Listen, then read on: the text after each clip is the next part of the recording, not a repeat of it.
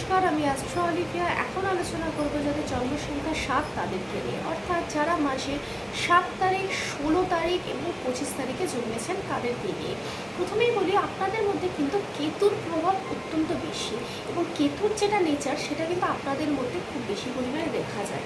আপনারা কিন্তু যে কোনো জিনিসে কিন্তু প্রচণ্ড সন্দেহবাতিক একটা মনোভাব রাখেন, সব কিছুরই আপনাদের সন্দেহ থাকে, সহজে কোনো কিছু আপনারা ট্রাস্ট করেন না এবং অনেক ক্ষেত্রে কিন্তু আপনারা একা থাকতে ভালোবাসেন এবং কিছু ক্ষেত্রে কিন্তু পরিবেশের জন্য আপনারা কিন্তু একাকিত্বকে বেছে নিতে বাধ্য হন।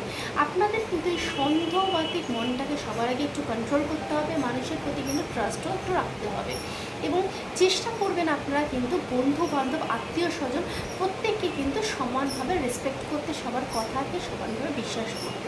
দেখবেন তাহলে কিন্তু উল্টো দিক থেকে আপনারা সেম জিনিসটা পাচ্ছেন।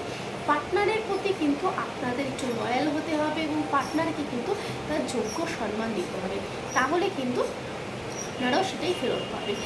7 যাদের জন্ম সংখ্যা তাদের কিন্তু অনেক ক্ষেত্রে স্ট্রাগল করতে হয়, সেটা আপনারা নিয়েই জন্মেছেন স্ট্রাগল লাইফ, বাট একটা সময় পর কিন্তু আপনারা কিছুটা হলেও কিন্তু স্যাটিসফ্যাকশান পান কাজের ক্ষেত্রে এবং ফিনান্সিয়াল কন্ডিশনের ওপর। নিজেদের সম্পর্কে এরকম আরও ভালো ভালো অনেক ভিডিও দেখতে এবং জানতে আমার ইনস্টাগ্রাম পেজ ফলো করুন এবং ইউটিউব চ্যানেলকে সাবস্ক্রাইব করুন এবং আমার ফেসবুকে কিন্তু অবশ্যই সাথে থাকতে হবে। সবাই ভালো থাকবেন, সুস্থ থাকবেন।